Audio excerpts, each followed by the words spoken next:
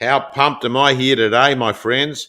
While we wait for this audience to build up, we put a quick teaser on Instagram this afternoon, or just actually only about an hour ago, and I've had a number of people having to guess who I was talking about. Of course, I'm talking about a guy that you might not know him right now, but you will in half an hour.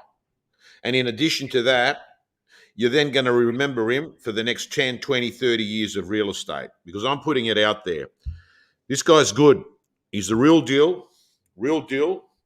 And I've got to tell you, nothing makes me happier in life than watching people that I've worked with succeed. His audio matches his video. His audio matches his video. He does all the stuff that I talk about. All the good stuff happens outside of your comfort zone. He did it. He left regional Australia. Well, actually, he's in sort of regional Australia now, because you are on the Gold Coast, but you're in a sort of a core city area, a very busy city area, the Gold Coast. But you left Toowoomba, 20 years of age, spent time on a fishing trawler. His mum is a very good real estate agent in New Zealand. And it's an absolute, pleasure. By the way, everyone, let's be very, very clear here.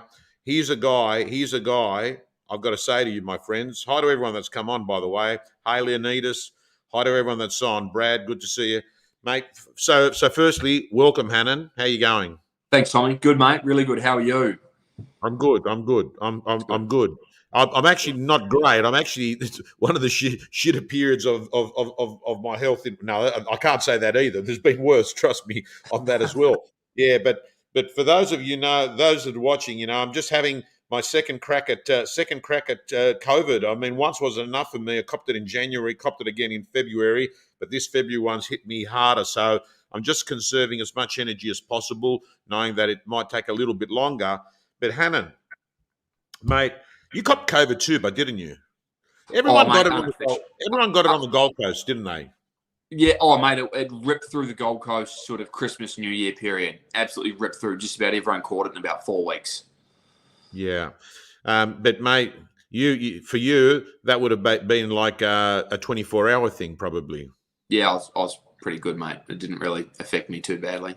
I've got the fortune of good health, so yeah, I was fine. and I got to listen, gang, and I got to tell you, I like your response. Be grateful for good health. It's a privilege. 100%. It's a privilege that many don't ever have in life, right? The interesting thing, Tom, is people actually aren't grateful for their health until they don't have it. Well, Hanan, that's another profound thing. Two profound things in a minute there, because I reckon you only really value things when they're slowly taken away from you, or they're actually completely gone, which is 100%. Even the worst thing, And I was saying to Susan, I actually sent Susan a text message. We were liaising on something, and I put in the text message, Susan, just remember, who will cry when you die? This should be your guiding force about how you go things in life. It's very important, Hanan. It's very, very important. That's good. Hanan, mate, how old? Let's get 25. Some basic info. 25. 25. Okay, 25 years of age. And last year, GCI, what did you do? 1396 is the exact number. Call it 14, but 1,396. 1396. How long were you working in that real estate market that you did the 1.4 in? That was my first calendar year. I moved to the Gold Coast the start of the 2020-21 financial year. So I had technically a 6-month run-up and then a full calendar year, and that resulted in 42 or 43 sales and 1.4 GCI. Okay. So, Hanan, before you went to the Gold Coast, and by the way, everyone, it's Harcourts Coastal, the Dane Atherton business, up on the Gold Coast that you're at. Before you were at Harcourts, you were at Toowoomba, right? Working for Harcourts in Toowoomba, but Landmark Harcourts, so it was more of a rural franchise. Yeah. Can I ask you? Were you doing okay there? Yeah, absolutely. Yep. Yeah, I did 2.5 years in Toowoomba. My last year there, I just broke 1 million GCI. And you probably remember the conversation, Tommy, when and we didn't really have a relationship at this point. I was in Byron for New Year's. You were in Byron with your family. I saw on Instagram, I just reached out to you and I said, mate, let me take you out for breakfast. And you said, no, I've already eaten, but coffee will do.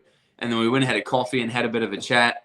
And, mate, that was pretty much the catalyst to me moving to the Gold Coast. You looked me in the eye and asked me if I was happy in Toowoomba, and I wasn't. I was doing well. I was making good money. I was one of the best agents there. But, mate, I was far from fulfilled. I just felt empty, you know. So, mate, Toowoomba was good. It was a means to an end. Learned a lot. Learned how to list. Learned how to sell. Learned how to negotiate because the market there was absolutely terrible. Bushfires, droughts, everything, you name it. When I was there, it was like the worst period I could have possibly been in. But it was perfect because I cut my teeth in a really, really tough market.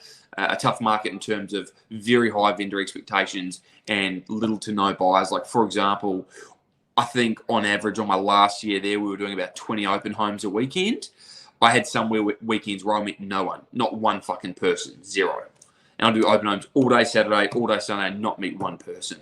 So it's a real perspective shift to come down to the Gold Coast and do 2 or 3 opens and sell 2 or 3 properties straight away and meet 20, 30, 40 people at each property.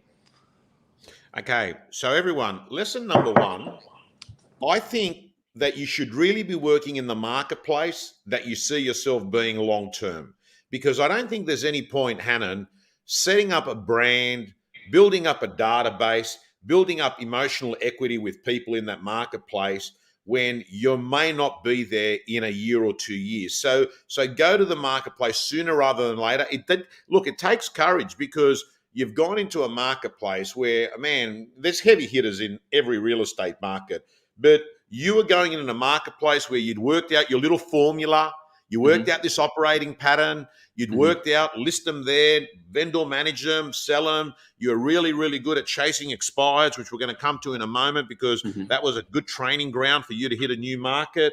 And just like anything, you know, change is hard, but nothing is worse than being stuck somewhere you don't want to be, right? That's harder, right? That's harder, 100%. right? Yeah. So you've gone into the Gold Coast, and this is just quite astonishing, everyone. Again, let's be very, very clear. The guy did nearly 1.4 million, right? And then in addition to that, let me bring this up here. This is the goal. If you see the line below there, this is the dream goal for 2022. And when I sat down with you and we were doing the business planning session, I clearly remember we said, okay, what's the dream, right? And then I said, mate, what's the walk away? It has to be done, non-negotiable, and that number's 2 mil, right? Yeah, correct.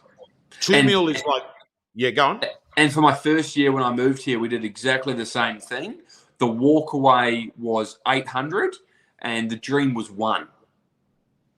See, I can't remember that, but regardless, you've eclipsed that. Oh, you've eclipsed 100%. that, right? Eclipse that. Now, what I want to do is I just want to go through some sort of minor chapters. I mean, at the end of the day, real estate is all about lead generation, about lead generation, because you create leads, you get to see them, you nurture them. Some of them come on the market straight away. Others take a couple of years. And the good news is you're going to make a lot of money even in the future.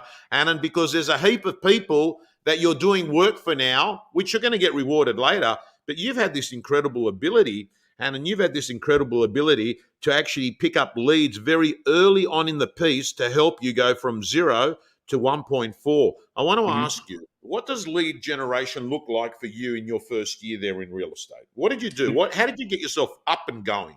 Great question. And I think like the number one, the outstanding thing that you have to do if you're trying to crack into a new market, or even if you're a new agent cracking into any marketplace, the low-hanging fruit are expired listings, right? Other agents are going to hate it. It is what it is. They'll do it to you. However, there are hundreds, if not thousands, of listings over 60 or 90 days within 40-minute drive of your office, no doubt, that haven't sold, that want to sell, that have a reason for being on the market. And like it astonishes me that not more people do them. Like it's crazy to think that these people have all got signs up, and you say it best, mate, they've all got signs up saying, I'm trying to sell, but my agent can't sell my property. So the first thing obviously is to identify suburbs, then go through all of those listings, either knock them, call them, send them letters, whatever you need to do. But the thing about expired listings, right, is it is a means to an end, and it's not a lifelong strategy. Yes, you will always pick up expired listings. That's not going to build a 1, 2, or 3 million GCI business, though. That'll get you off the ground. It'll get you some profile. It'll get you into a marketplace, but that's not going to carry you forward. And especially in a market like we're in right now on the Gold Coast, there's just about no expires. They don't exist. You can list something with a price that's 20% above what it's worth. Someone will pay for it. It's just ridiculous, and no one's seen anything like it. So expired listings, number one, and just hit them and hit them and hit them and hit them until you get told to piss off or you get invited in the door. It's one or the other. It's not a please don't. What do you use your main source to trigger off who to call? Is it CoreLogic RP data? Listings over 60 days on RP data. There's a tab halfway down the home page, listings over 60 days. And can I ask you, is it as simple as just, hi, it's Hanan here, notice you've been on the market for some time? What's roughly the conversation? I know people are different and every conversation is going to take a different direction. You got to read the play, which we're going to talk about in a second. But how's the conversation go? Heaps of good dialogue in the gym for that. And I got most of my stuff out of the real estate gym, to be fair. But look, it is really simple, Tom. It's really a conversation of, Tom, I've been watching your property. It's been on the market for 2.5 months now. I'm really concerned. What's been happening? And then just shut up. Just shut up. Tell me this, Tom. Tell me this. How many vendors in that conversation are going to tell you they're overpriced? None. What are they going to say instead? Oh, well, they're going to, one thing is for sure, they're not going to want to take responsibility that they're overpriced. They're going to, I think what I would think they would say, Hanan, is the market, the agent, or they'd be confused themselves. And then whatever they give you then, that's what you use to get in the door.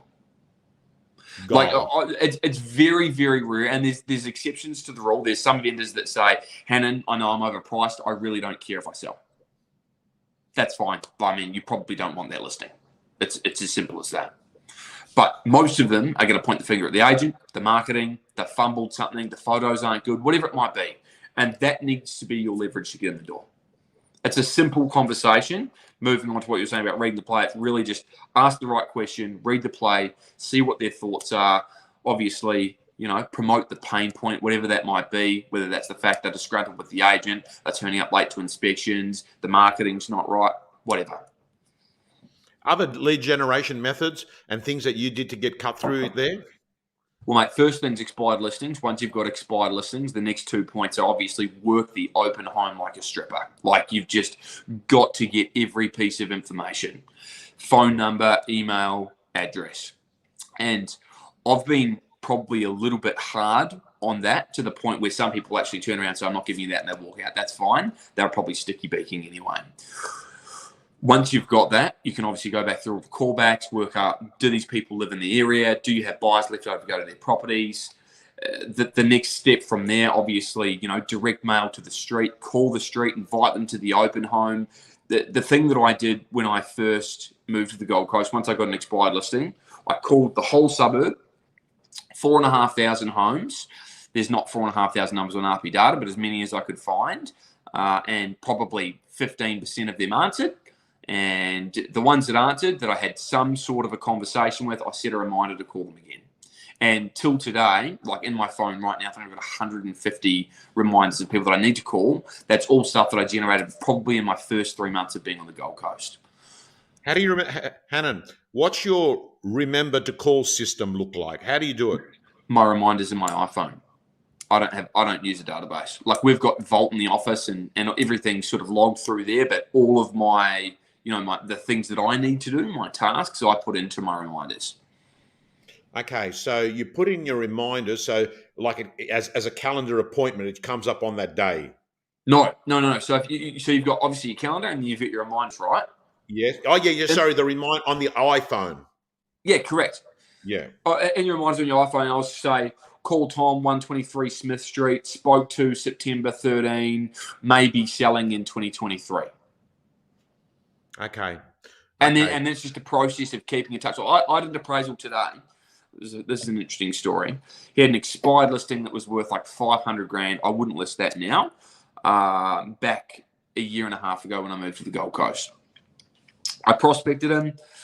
He told me he'd sold. I said, mate, that's great. Is there anything else I can help with? Do you have any other real estate on the Gold Coast? He said, matter of fact, yes, I've got this and I've got this. I was like, great, no problem. So I'm going to keep in touch with you. A year and a half. Never met this bloke. Never met him. Spoken to him on the phone probably 60 times. Went to his house today. He's got a $3 million house and a $2 million house, uncontested. Haven't got it signed up. I imagine that's going to come. But that's just like relentless follow-up until it's fuck off and leave me alone, or come on, let's have a chat. Okay. So we're getting a bit of a picture here. You came in there, knew no one, expires, then you started working opens better than anyone could in the market, and you became obsessive and fanatical about it, right? Yep. At some point, you would have started seeing a few results come your way, right? Yep. You saw results how soon, Hanan? Sorry, refine your question. Are you asking how long it took me to make my first sale, or until when you started getting some listings? Man, I listed quite a bit in my first 3 months because I moved right at the start of COVID. Well, not at the start of COVID. It was sort of, I suppose, when it was really starting to come on and everyone was concerned. There was a lot of expired stock. I think I can tell you the numbers I can remember. I listed 4 listings in my first week, 4 listings in my second week, 5 listings in my third week, all expired. Okay. Any lead generation and prospecting, they sort of overlap. Lead generation is sort of the source of that, but you're like when I talk to you about prospecting, what are the sort of things? What does prospecting look like for you these days? Mate, I try to keep it really simple, and I've got to keep accountable to myself because it's so easy not to do it. And I think the best way to do it is you've got to do a bit every day. It's not like I'm going to do one big, call blast on a Friday and make 150 phone calls. My accountability target every single day is 50 dials. I don't measure connects because I find connects are unpredictable. You don't know how many people are going to answer the phone, but what you do know is how many times you dial a number. So 50 dials to prospects, not to current vendors, to people that I don't have listed, or complete cold calls to, a street, whatever it might be. Okay. So the number that you measure is calls. Calls. That might not work for everyone. It works for me though. But you're aiming for 50 a day. 50 a day. Yeah. Okay. And Hanan, can I ask you, do you do them when do you do them? You fit them in around appointment? First thing, is it? Before anything, before I get back to a text, an email, like it's the priority, because if you leave it go, it doesn't get done. You make your calls from the office or from home? From the office. I'm always in the office. Whether I've got appointments or not, I put a suit on, I go to the office. What time do you get into the office, Hanan? 7:30 to 8. What's that operating pattern look like in the mornings? You wake up at what time? 4:30. Okay, alarm goes off? Alarm goes off. Yeah, what happens next? Wake up, I wash my face with cold water, sort of wake myself up a little bit. I'll drink like quite a lot of water. I'll have like a bit of a scull, whether it's like 500 mils or a litre. I'll then sit down on the couch or on a seat in the lounge, and I will meditate for 20 to 40 minutes, depending. Minimum of 20 minutes, absolute minimum of 20 minutes. After that, by then it's either 10 to 5 or 10 past 5. I go to a group fitness class at 5:30. That goes for 45 minutes. I'm home by 6:30. I grab a coffee on the way home. Home breakfast. Whilst I'm making a protein shake and a smoothie for breakfast, I'll listen to something really positive, whether it's in the real estate gym that's, obviously helping me for the day, whether it's YouTube, whether it's a podcast or an audiobook, just something that's going to get my mind moving in the right direction. And then as soon as I've had my breakfast, whether it's 7:30 or 7:45, straight in the car, straight to work. What time do you go to sleep at night to be able to have that operating pattern in the morning? Straight after we get off this call, mate. And by the way, Mate, everyone, he's in Queensland, so it's an hour difference now there, isn't it? Yes, it yeah, is. yeah, it is. So, mate, I'm pretty disciplined with my phone. I never used to be, and I used to have terrible sleeps, and my energy was shit throughout the day because of it. And I found it really, really hard to maintain a good routine because of that. So, mate, 7:30, my phone goes on flight mode. I'm in bed not too long after that. Like I put my phone on flight mode 7:30. I have a shower, brush my teeth, and I'm in bed by 8:30 at the very latest. I'll read for half an hour and sleep by 9. Okay, so you're getting your calls out. And to do those 50 calls, what time do you sort of finish off in the morning? You reckon you're done by what, 11? Mate, if 10? I get in and I eliminate all my distractions, I can have that done by 10.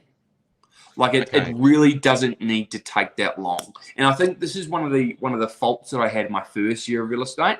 You spend a lot of time, and don't get me wrong, this isn't a bad thing, but if you're trying to make progress quickly, you have to be conscious of the conversations you're having with people on the phone. Are they going to be productive, or is it little old lady that lives down the road that's bored and just wants to have a conversation? Okay, So so you're very yeah. I want to ask you your rules of prospect. Like, what are the tips you can give to people watching? I mean, people are really overall. This is the subject that people struggle with the most. Like at the end of the day, if they got this nailed, the listing presentation, they can everything sort else that self works itself out. works out.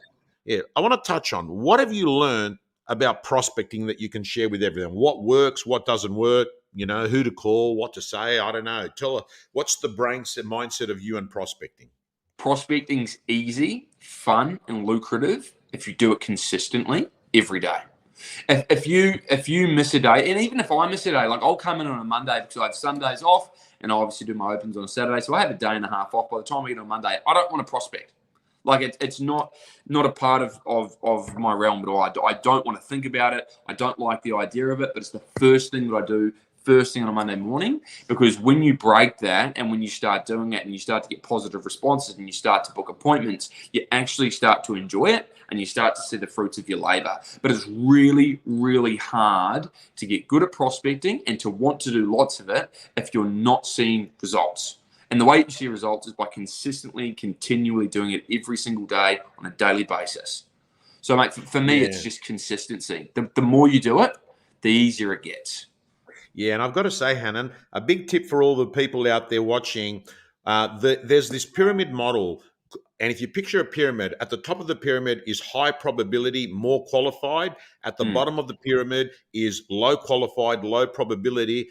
Listen, if you are a procrastinator, if you've got paralysis by overanalysis, if you can't ever get going, my advice is just start, and probably start with something that's a little bit higher probability, because if you get in the zone, Hanan, and even It if gets you're easy. not getting it gets easier. Even if you don't get an appointment, but you get into this dialogue with someone and you can feel, okay, man, they haven't told me to get stuff. This thing is not as bad as what I think.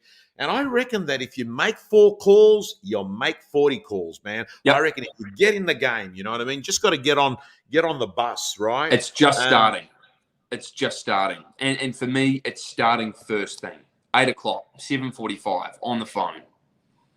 I bet you, Hannon, I bet you your morning routine of meditation, smoothie, gym, or the other, or it's meditation, Jim gym, Smith. Yep. smoothie, hitting the phones, you're in state. I reckon you're in a state, because I I am. reckon if you did those prospecting calls at 2 o'clock, you don't have that force behind you. That morning ritual that you've got is this power force that is allowing you to do the stuff that's got the most friction, and Mm-hmm. it's giving you the opportunity to crush things that others won't crush. So I urge every person in there to look at their morning ritual, It'll affect your prospecting. It's so important. One other tip for prospecting. What I find, most agents, myself included, but I've sort of I wish I'd identified. interviewed you. I wish I'd interviewed you at Rise, because I'm thinking to myself, I sat there and I thought to myself, there's so many things I want to get out of this guy, but I reckon we're going to have to try and get you to Eric, mate, because mate, as far as I'm concerned, mate, there's just some great learnings for everyone here in real estate. I'm getting great comments coming through people there. and Malcolm Quinn up the road from from Prime Agents. Their real message here is coachability. Coachability. That's what brings young ones fast. Yeah, absolutely. Because he's not a know-all. He's coachable. By the way, you must. I don't know why Sabina said this. Sabine goes, "Do you get the pest and building for? Do you get pest and buildings up front on properties?" No way. No, you don't get it. That's not a Queensland thing. No. Okay. Now the next one is how many appraisals? He goes, how many appraisals did you aim to get per week? Did you have a goal for appraisals? I didn't. And only recently, since we've been sort of having conversations around it this year, Tom. Prior to that, my goal was to list 4 properties a week every week. Did I do that? No. Like, that's a BHAG. That's a big, hairy, audacious goal. However, if I worked towards that every single week, I put myself in a position where I've got an abundance of stock, an abundance of opportunities, and an abundance of buyers. But the appraisal number now that I've sort of wound that back to work out what comes before listings, and that's obviously appraisals, is 2 a day, which is 10 a week. Okay. I want to ask you this. Just come up here. How to close against veterans. How to close against veterans, right? So this is what people are watching right now. They're thinking to themselves, like, I'm up against people that have been working my marketplace for 15, 20 years. I'm going up to listing presentations where I haven't got runs on the board. I haven't sold a heap of properties, yet I'm trying to convince the owner to go with me when they've got some pretty good options out there, and they've got great options. It's some of the quality of the agents on the Gold Coast, as far as I'm concerned, is up there with best in the country, Hanan. Oh, mate, there's some great agents here. And it was a reality check for me when I came here from Toowoomba. Like, Toowoomba wasn't hard. Toowoomba was easy. Like, my strike rate was pretty close to 100% on listings. Coming down here, it was like a big reality check that they're actual players down here. Like, these guys know what they're doing. So Hanan, you're going into a listing presentation. Mate, the truth is, your listing presentations were catch and kills. You weren't getting a lot of people that were going to, only list with Hanan because he's been our agent for the last 20 years, right? So you're going in, you're up against 2 to 3, maybe 4 other agents. Just tell me, and while you start talking about it, I just want to turn that air conditioning off because I get hot and cold with this, with these chills that come and go. Can you start on that, Hanan? Yeah. Going into business up against experienced agents, far away, what's the solution? Okay. I think the first thing is, like, you've got to pull out all stops. Like, I think we're all guilty of getting to the first no in the close. Like, we've done our tour, we've talked about marketing, you start to try and wrap them up and get the agreement signed. We're all guilty. We get a no and we back off, right? That, like, the only way to cut through in a new marketplace is to get extremely good at closing. And obviously, you've also got other things like planting seeds of doubt around, Tom, obviously you've been speaking to so-and-so. Hey, he's a fantastic agent. He's got way more runs on the board than me. I understand that, and I wouldn't blame you for working with him. However, are you working with him, or are you getting farmed out to a C or a B grade agent? If it's him, fair enough. Don't blame you. Great agent. But what I can tell you is this. I've spoken to other vendors, and they've had experiences where they get farmed out to the person that they didn't think they were listing with. Are you concerned about that? Wow. Powerful questions. You're asking questions that allow people to ask questions to themselves and putting, let's call it, seeds of doubt. Correct. That's it. That's exactly right. That's probably your trump card. If you're a new agent in a new suburb, are you dealing with the PA or are you dealing with the agent? There again, you've got amazing dialogue for all of this in the gym. All that stuff is there for anyone that isn't a member that is looking. I love a guy that promotes the gym. Now, by the way, everyone, you got to work your strengths, right? Like, you got to work your strengths. Now, there's going to come a time when Hanan is going to have a team of 2 or 3 people, and he's going to be cracking $5 or $6 million, right? And he's probably going to sit there at a listing presentation. And he's going to say, and that'll be thrown back at me. Yeah, you're going to turn around. You're going to say, hey, Mr. and Mrs. Vendor, I've got to let you know that, we're selling 200 properties a year. And I have to tell you, we've been doing that for 5-6 years. and we've got X% market share in this area. And one of the questions you're going to ask yourself is, by hiring a junior, if your child was having eye surgery tomorrow, would you be going with someone that does this hundreds of times a year, or would you be going with someone that is just having a crack for the first time and having luck as your strategy? What would make you feel safer?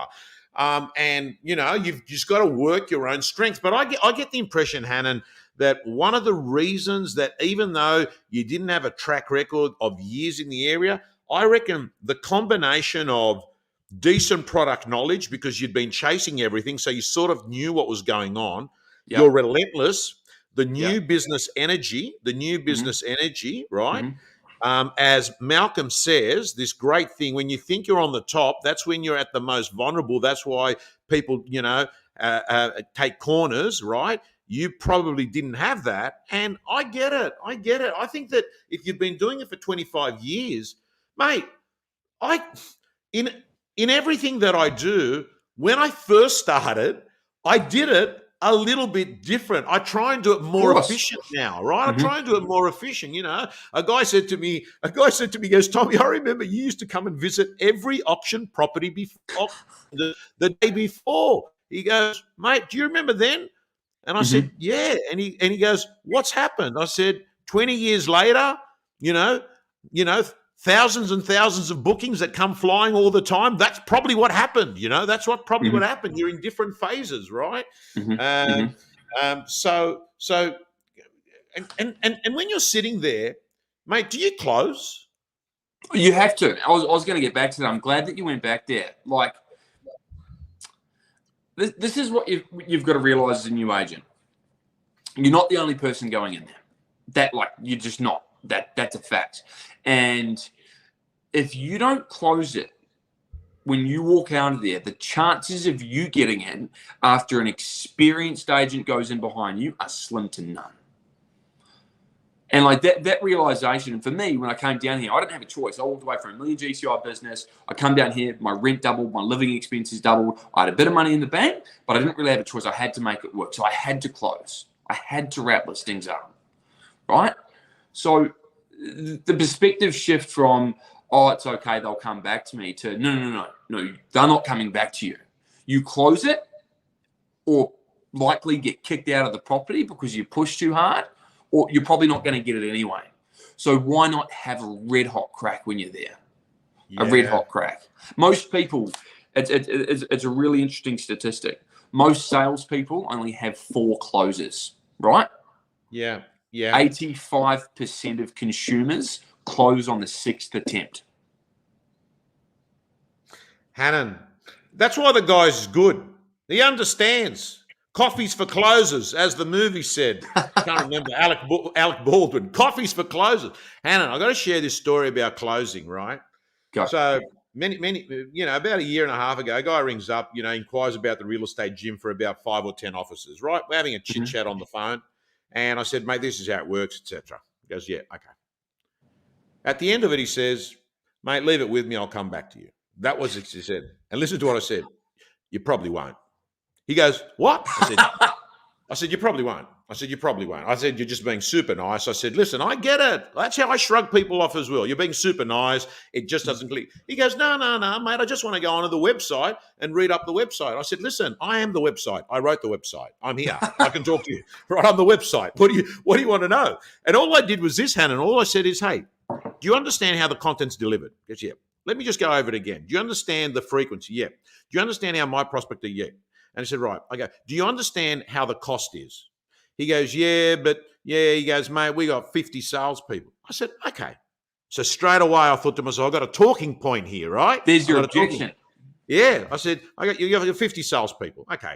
So can I ask you, what would the number have to be to get all 50 on? He goes, oh, you don't get it, mate.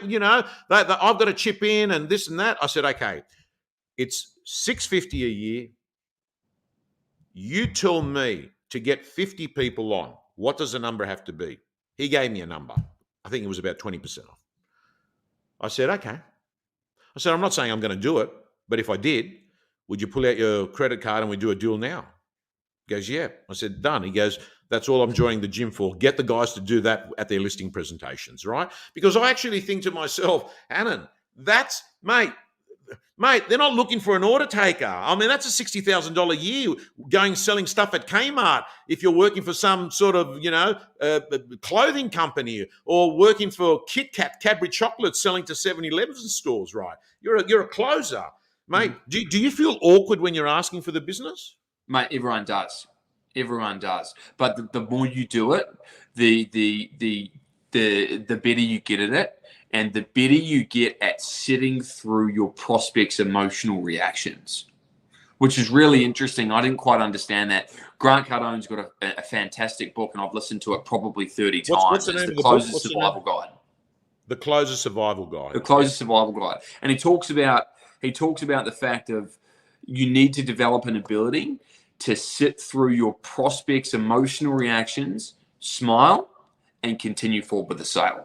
Because what happens mostly is your prospect will have an emotional reaction, get out, whatever it might be. Oh, I'm not doing it. You're too expensive, whatever it might be. And you back off and you go, well, okay, I'm really sorry. I'm out of here. I've cocked this up. But you haven't. That's just their emotional reaction. Put that to the side and you keep moving forward. Gold. Mate, I want to move on to the last topic of the night. I've gone over, but I'm enjoying this. And I think we've still got a very strong audience watching this. So I'm going to just ask you this final thing here, and that is mindset and toughness. Mindset and toughness, right? Mm-hmm. I've known you from when we had that conversation at Byron Bay. Mm-hmm. I could tell you're a person that you try and be your own life coach in many ways. I notice that you've got very inquisitive of psychology, right? You're very inquisitive of psychology, you know, philosophies of life. Mm-hmm. I just want to ask you a little bit about what does personal development and mindset look, and mental toughness and being mentally strong look? Because Hanan, I mean, realistically, to do what you're doing every day, like, it does require to get this thing right here, right? It does require, right? It's not straightforward to be doing those 50 calls and then to be out there, trying to convince everyone, pick me, and then everything else that comes with transacting so many sales to get that 2 to 3 million. What do you do for psychology, personal development? A little bit every day. So, part of my morning routine is when I'm making my smoothie or when I'm drinking my smoothie, I'll start listening to an audiobook. And I don't listen to crap. Like, I listen to productive stuff on sales, mindset, psychology, philosophy, whatever it might be, something that's actually going to help me. I never put anything into my brain, not even certain songs or music, that is going to be detrimental to my mindset. Because what people don't realize is most of our thoughts are unconscious, and that's influenced by the stuff in our environment, whether it's music, videos, friends, family, colleagues, whatever it might be. So I'm really intentional about what I put in to here. And because what goes in there creates how you feel, creates how you act, creates your life. So daily personal development, whether it's real estate gym, whether it's YouTube, whether it's a podcast, an audio book, a conversation with a mentor, any of those things that will lift you up. Mental toughness for me comes pretty easily because I left school at 16, jumped straight on a commercial fishing boat in New Zealand, and mate, it was not good. Like, I saw some bad shit, and I experienced some bad shit.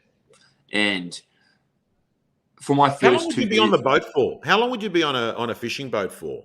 My longest trip was 3 months without coming back to land. And majority of that was with no phone reception either. And that's all with, and I hate to say this, but crackheads, junkies, not good people, mate. Not good people. Right. It's a bad environment to be in. For me, when I got into real estate, the first 2 years, and it still crossed my mind now, I'll lie in bed at night with the biggest smile on my face, thank God I don't have to do that again. And real estate is easy. I used to live and work on a boat 18 hours a day. This is easy. Yeah. Gratitude, mate. Gratitude is one of the most important things that I've found in my life to help me get my energy on track, help me get my belief system on track, and Mate, it's really interesting how it works, and I'll get a little bit philosophical here, but mate, gratitude's a magnet, and if you're grateful for what you've got, more things to be grateful for will miraculously start to be drawn into your life. Most people focus on the shit, I focus on the good. And by doing that, more good appears. Man, this is just absolute gold, So Hanan, it's funny, you use a very similar technique to you where I change perspective. So I think psychologists call it scaling, where Mm-hmm. you take one scenario and then you compare it to another scenario you can vividly relate to. Mm-hmm. uh, because that vividly relate scenario actually puts you into that position, and you can say, hey, it was only 8 years ago I was on this boat with a bunch of dickheads doing, crack, coke, whatever. They probably weren't doing coke, they were probably doing crack. Right. Yeah, no, I think, yeah, no.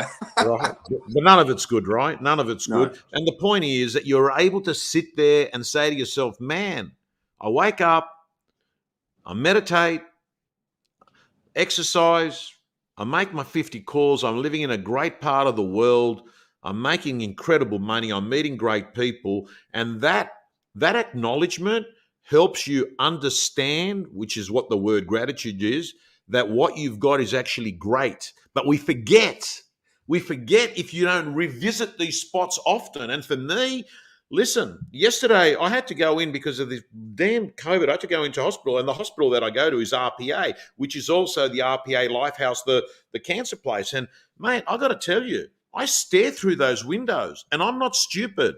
I know that there's people sitting in there right now. Man, I know. I mean, we even have in our own community, in our own real estate community, we got people that are, 30. Angelo Nicholas, who's a great real estate agent from Harris. He's battling, cancer himself at the moment. 30-year-old agents. I could go through 15 of them at the moment, right? And being grateful. So that's a great technique. That's a great technique. Where you're finding where you're comparing it. By the way, someone's asked, and I really do need to answer that question because he did ask it. What was the name of the book? I think it was a Cardone book. Grant Cardone, The Closer's Survival Guide. The Closer's Survival Guide. Beautiful. Thank you so much. Yeah. Look, the comments coming in here is fantastic, mate. So, Hanan, can I ask you other things on? And by the way, you said something. You said a little bit all the time. A little bit all the time. Same as prospecting. Like, you can't go to the gym once a week and do a 2-hour workout and expect to look good. Just like you can't prospect once a week, do 100 calls and expect to have a successful business. Just like you can't read a book on Sunday and expect to be a fucking guru. It doesn't work that way. A little bit every single day. Every single morning, every single night. I read at night, I listen to stuff in the morning. So Hanan, it's interesting. You get a guy. I love making the comparison between prospecting and exercise, right? So you get someone that hasn't been exercising. They go to the gym on the first day. They come back. They take their clothes off as they're having a shower. They stare in the mirror and they said, "Shit, nothing's happened." They do it the second day. They have a look, man, nothing's happened. They do it the third day and they think, you know what? It's probably doesn't work for me. My body physique. I'm not built for. I probably won't put on muscle and lose fat. So here's the problem. You're not going to see changes, right? No. Not in the first 3 days. But Hanan, there comes a day, and I don't know when that day is. There comes a day when you go pick up a coffee and the barista says, you're looking buff, man. You've been working out. Mm-hmm. And then you think to yourself, fuck yeah, I have actually for the last 4 months, right?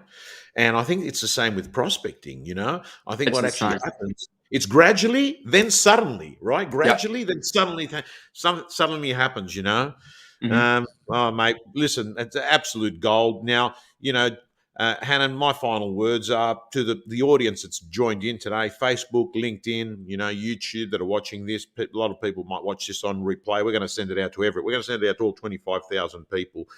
Your biggest, to the girls or guys that are out there that, man, they want it, but it's just not happening for them, or it's not happening fast enough for them. Any words you can say to them? Give up all of the bad shit in your life. People, alcohol, I hate to say it, a lot of agents do drugs. It's not a good thing, right? Get rid of that shit. Give up all the bad stuff, the negative friends, get rid of it all. Get super disciplined. Mark out 90 days where you'll get up early every single morning. You'll go to the gym or you'll go for a run. Do something that's like vigorous exercise that gets your blood pumping. It makes you feel good, right? Get into the office early. Do that Monday to Friday, plus your open homes for 90 days. Just commit to 90 days. Make 50 calls a day. If you do that after 90 days, your business will be at a place that you don't even recognize it. Guaranteed. Absolutely guaranteed. In fact, you won't actually be able to do it for 90 days because you'll get to a point where you'll have so much going on that you can't actually prospect every day. That's just how it works. Consistency is key. Don't prospect a lot once a week. Prospect a little every day. I mean, this is exciting because guys and girls, think about what Hanan just said. Your life can look radically different on May 21st. Yep. May 21st. I mean, that's even before Arik. Before Arik has even started, you can have a radically different life, right? And I reckon, Hanan, people overestimate the change that they can make in a week, but they underestimate the change they can make in 3 months. 100%. Beautifully said, mate. Beautifully said. Some great feedback coming in from some great agents. Hanan, I want to thank you so much. I won't buzz you tonight. I know it's your sleep time there. You're gonna have. I'll chat to you tomorrow. It's been an absolute privilege listening to you. Audio matches his video. $1.4 million agent from Harcourts on the Gold Coast. We'll be doing between 2 and 3 million. Let's give you a quick summary. Amit, there's another agent. This guy here, he's another, writes a couple of $1 million himself, heavy hitter at McGrath's, Amit. Let me just, let's just do a quick summary. Lisa Novak, they're all coming in. People absolutely love and adore you, but I knew that anyway. So let's just do a recap. He's got a great morning ritual. He's got daily exercise. He's got a daily checklist of doing 50 calls. In addition to that, he works incredibly. He's open homes and works buyers better than anyone could in his marketplace. He is myopic and obsessed with that. The next thing is he works his strengths. He looks at what he can bring to the table and looks at what he's got, not what he hasn't got. And then the other thing that I keep hearing in this conversation is if you can get this right, everything else works it. So you have got this thing about daily psychology, what goes in. And it's very important. I mean, I know that you've got the bearded look, but for the people that don't have a bearded look, if you think about it, I think it was Dale Carnegie that said it. He goes, the problem is that you need to shave daily. And you need to do your personal development daily. And because what happens is you get this stinking thinking. You let go one day, you let go another day, you let go another day. And then before you know it, people start saying, fuck, he's really let himself go. He doesn't. Mate, the weeds take over the garden. Yes. It's as simple as that. If you aren't planting things that you want, the weeds take over the garden. Yes. My final thing, my friends, is, and Gavin has said it there in that last there, absolute gratitude. It's the superpower of 2022. It's a superpower to your life. If you can wake up every morning and ask yourself 2 questions, which is what great happened in my life yesterday and what good did I give out yesterday, you're actually putting yourself in a position where you actually feel really, really lucky. Alternatively, if you're asking the question, what bad happened to me yesterday and what was the bad stuff that I did yesterday, you're actually setting yourself up for looking at world in a nasty way. And when you change the way you look at the world will look different. Anyway, I'm going to thank you so much. Hanan, thanks, brother. Signing off. See you soon.